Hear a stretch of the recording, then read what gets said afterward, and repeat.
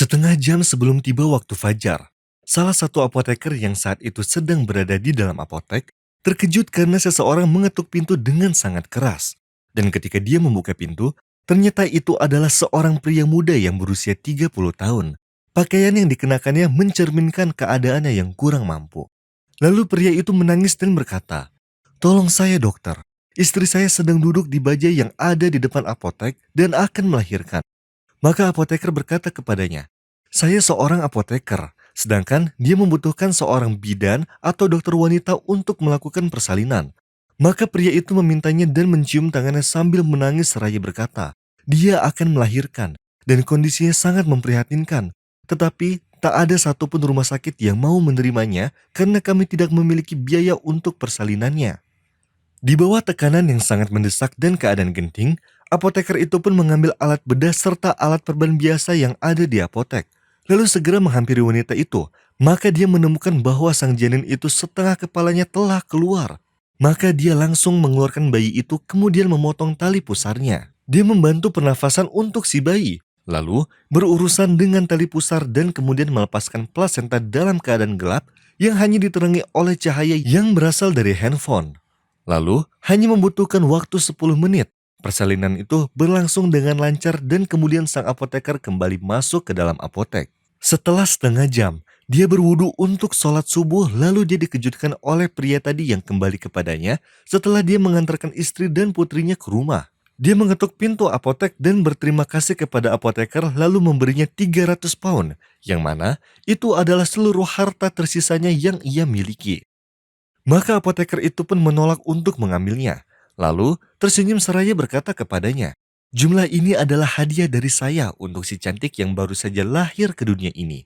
Lalu pria itu menangis dan memeluk apoteker, kemudian kembali ke rumahnya, sebagaimana apoteker juga kembali untuk pulang ke rumahnya.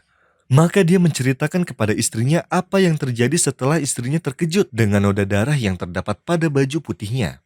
Setelah 1 tahun dari kejadian itu, istri apoteker hamil dan bidan memberitahukan bahwa letak sang janin miring dan itu mengharuskannya untuk melakukan persalinan secara sesar.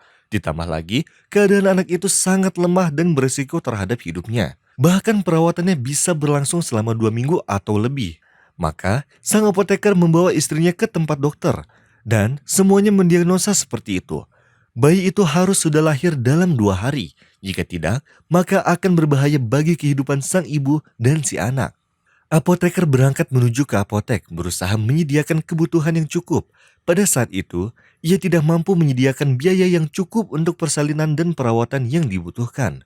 Ditambah, sementara itu di awal tahun 2017, sebagian besar apoteker hanya bergantung pada modal utamanya, yaitu obat. Itu pun jika persediaannya masih ada, mengingat harga obat yang sangat tinggi, ditambah sulitnya ketersediaan dari sebagian besar obat-obatan tersebut. Dan dalam keadaan yang membingungkan itu, tiba-tiba ia dikejutkan oleh sebuah telepon setelah 1 jam di apotek. "Bawalah istri Anda kemari," yang pada saat itu keadaannya sangat menderita. Maka apoteker itu membawa istrinya ke bidan yang pernah mengatakan ketidakmungkinannya untuk melahirkan dalam keadaan normal dan harus dilakukan dengan cara operasi atau sesar. Pada saat bidan memeriksa keadaannya, ia mengetahui sambil terkejut mengatakan kepada sang apoteker bahwa setengah dari kepala bayi itu telah muncul sama persis seperti kejadian saat setengah dari kepala bayi wanita di dalam bajai dahulu. Maka kelahiran pun terjadi secara normal dengan bantuan apoteker. Dan itu tidak memakan waktu lebih dari 10 menit. Dan kejutan terbesar adalah bahwa anak itu lahir dalam kondisi yang sangat baik dan tidak membutuhkan perawatan apapun selain infus dengan harga 5 pound. Di saat mereka sedang dalam keadaan bingung, yang mana dahulu ia bersama istrinya pergi ke bidan itu hingga berjam-jam. Bahkan 4 dokter lain sampai mengatakan ketidakmungkinannya si istri untuk melahirkan dalam keadaan normal. Dan juga kemustahilannya untuk menunggu lebih dari 48 jam. Karena jika tidak, maka hanya kematian yang menunggu sang ibu dan si bayi. Maka pada saat itu apoteker mengetahui arti sebenarnya dari sabda Nabi Muhammad SAW. Barang siapa meringankan beban saudaranya di dunia, maka Allah akan meringankan bebannya pada hari kiamat. Dan barang siapa yang memudahkan yang sedang kesulitan, maka Allah akan memudahkan urusannya di dunia dan di akhirat. Dan barang siapa yang menutupi aib saudaranya, maka Allah akan menutupi aibnya di dunia dan di akhirat. Dan sesungguhnya Allah selalu menolong hambanya, selagi hambanya menolong saudaranya. فأما من أعطى واتقى وصدق بالحسنى فسنيسره لليسرى وأما من بخل واستغنى وكذب بالحسنى فسنيسره للعسرى وما يغني عنه ماله إذا تردى. Pemuda Australia yang bernama Robin menceritakan yang mana sekarang namanya berubah menjadi Abu Bakar setelah masuk Islam. Tentang kisah keislamannya, dia bercerita, "Kisahku dimulai saat tahun pertamaku di universitas. Aku telah melewati tahun ini dengan banyak masalah seperti bercerainya orang tuaku, kecelakaan mobil yang menimpaku, dan meninggalnya salah satu teman terbaikku. Maka aku bertanya pada diriku sendiri, kenapa aku ada di dunia ini? Dan apa tujuan hidupku? Lalu mengapa aku diberikan musibah sebanyak ini?" Aku mulai meragukan kehidupan, dan karena aku seorang Kristen di Australia, maka aku mulai mendalami pengetahuan tentang Kristen. Lalu, aku pergi ke perkemahan gereja. Aku menemukan mereka di sana sedang bernyanyi dengan kata-kata yang tidak aku mengerti. Dan saat mereka melihatku, aku menanyakan mereka banyak pertanyaan yang hingga membuatku lelah. Namun, mereka tidak membuka Injil saat menjawab pertanyaanku.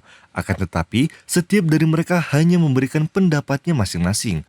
Setiap jawaban dari mereka pun berbeda-beda.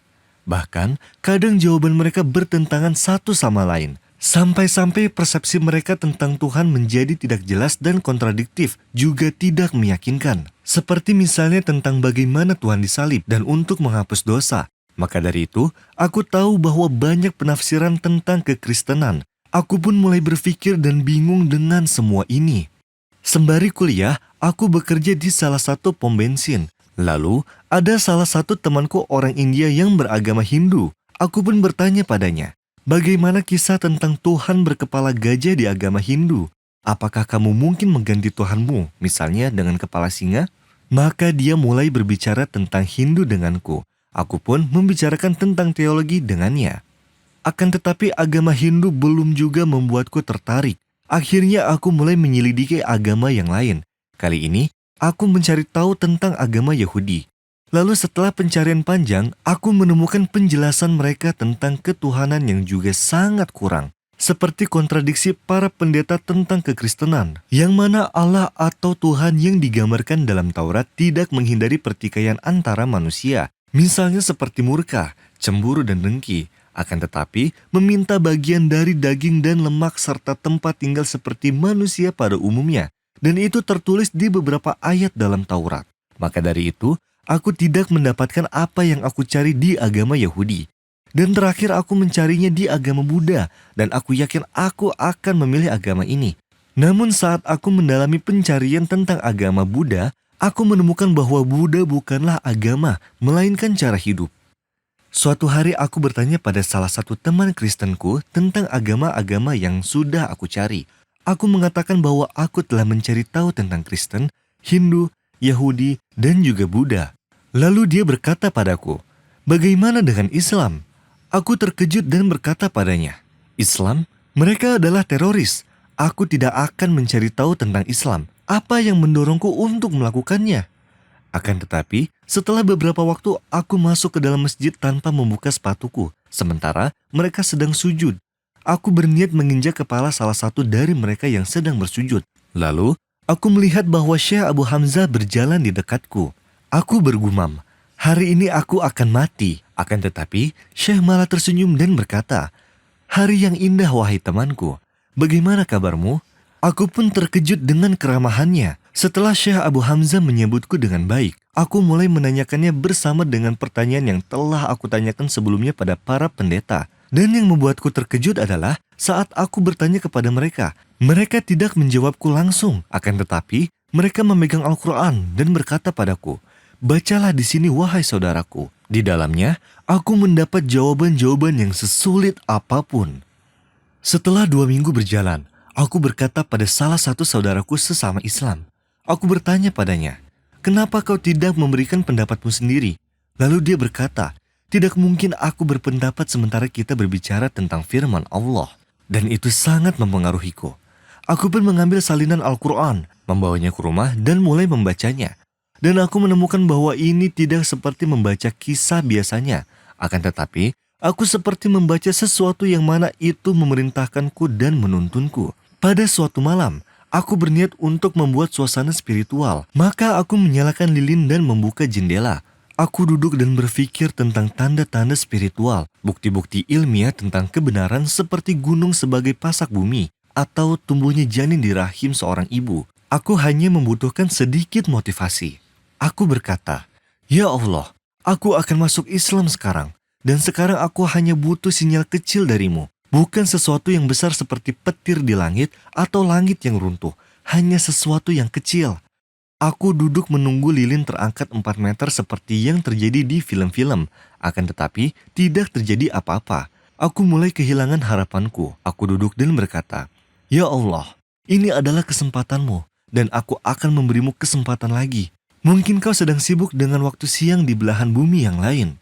Akan tetapi, tidak terjadi apa-apa.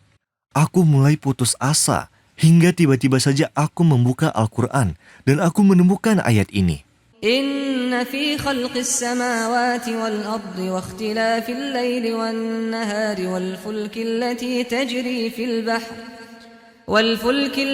تجري في البحر بما ينفع الناس وما